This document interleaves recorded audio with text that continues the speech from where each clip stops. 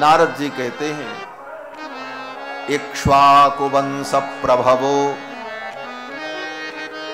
इक्ष्वाकु के वंश में जो उत्पन्न हुए, ये इक्ष्वाकु के वंश में उत्पन्न हुए, शुरुआत यहां से नारद जी करते। ये भी कह सकते थे कि रघु के वंश में जो उत्पन्न हुए,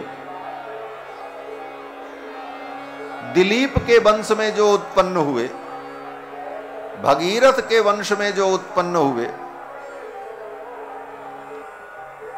और भी बड़े बड़े प्रतापी राजा थे, महाराज मानधाता के वंश में जो उत्पन्न हुए, महाराज ककुस्थ के कुल में जो उत्पन्न हुए, जिनको काकुस्थ कहा जाता है। लेकिन ये सब न कह करके नारद जी ने शुरुआत कहां से की? बोले इक्ष्वाकु वंश प्रभवो,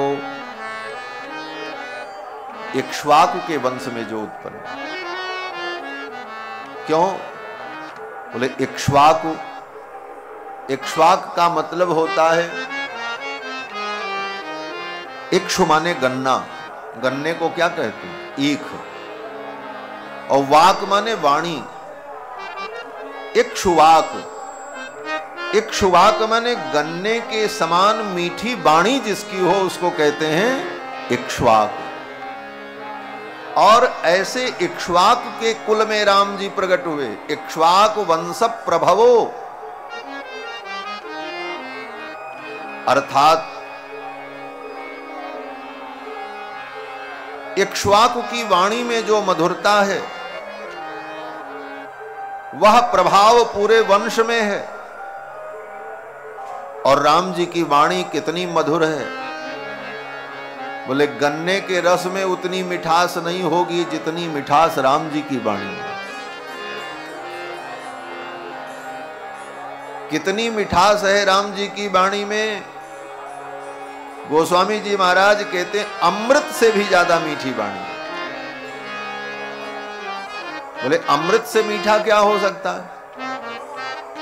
बोले अमृत से भी मीठा होने का मतलब, बोले किसी जिंदे प्राणी को अमृत पिला दो तो मरेगा नहीं, लेकिन जो मर गया उसके ऊपर अमृत डाल दो तो कोई फर्क पड़ने वाला नहीं। लेकिन भगवान की वाणी तो अमृत से भी ज्यादा मीठी है।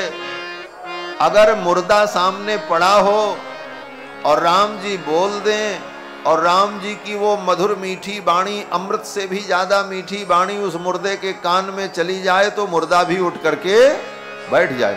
मृतक जिया बलि गिरा सुहाई, मृतक जिया बलि गिरा सुहाई।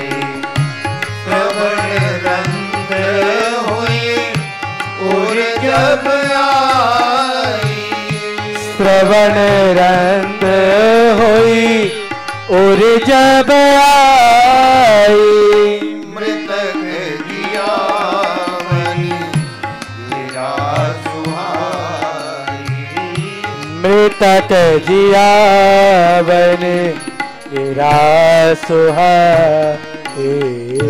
ऐसी मीठी वाणी पीयूष मिष्ट वचनाय परात पराय, पीयूष मिष्ट वचनाय, अमृत से भी ज्यादा मीठी जिसकी वाणी हो, ये राम जी की वाणी की विशेषता है। और ये विशेषता क्यों? बोले ये इक्ष्वाकु के कुल में प्रकट है। इक्ष्वाकु वंश प्रभवो, रामो, नाम क्या है? बोले राम।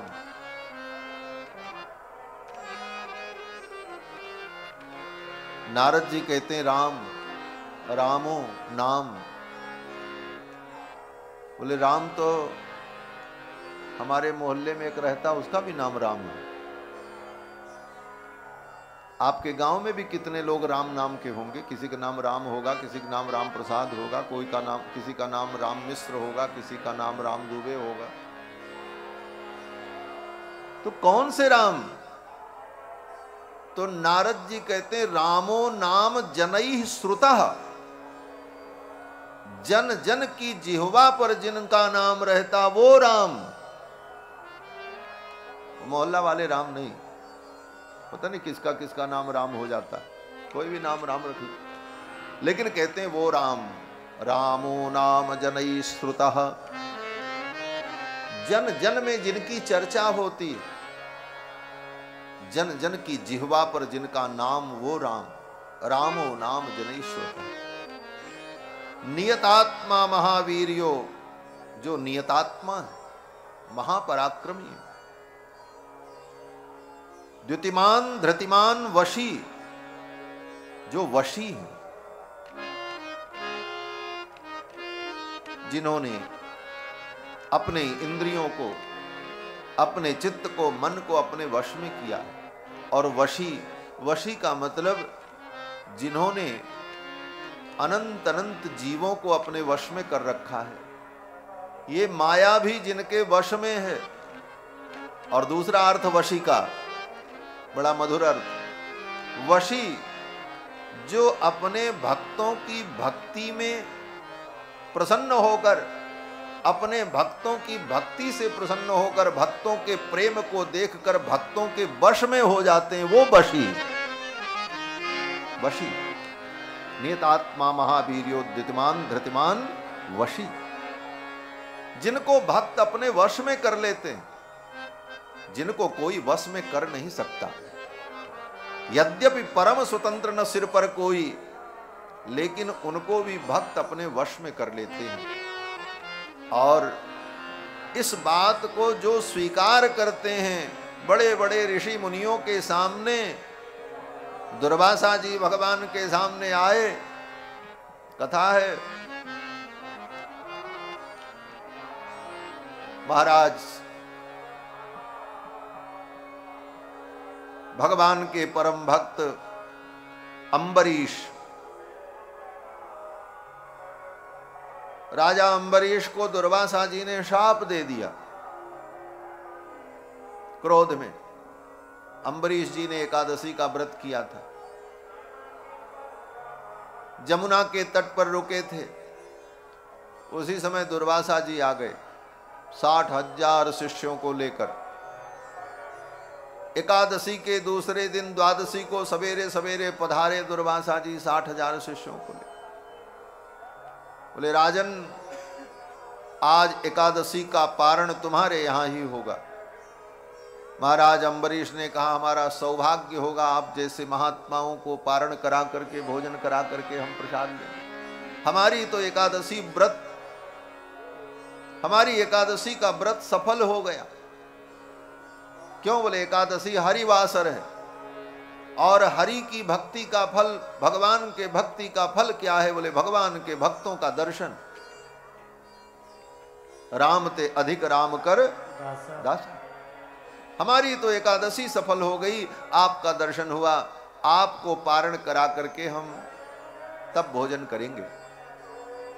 दुर्वासा जी ने कहा, हम स्नान करने जा रहे हैं, संध्या वंदन करने जा रहे हैं। दुर्वासा जी गए संध्या वंदन करने, और जमुना जी में संध्या वंदन करते करते विलंब हो गया। इधर पारण का समय जा रहा था, बीत रहा था।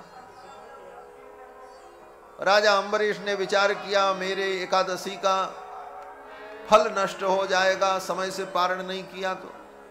और उधर वचन दिया है दुर्वासा जी को, आपको पारण कराएंगे तब हम भोजन करेंगे।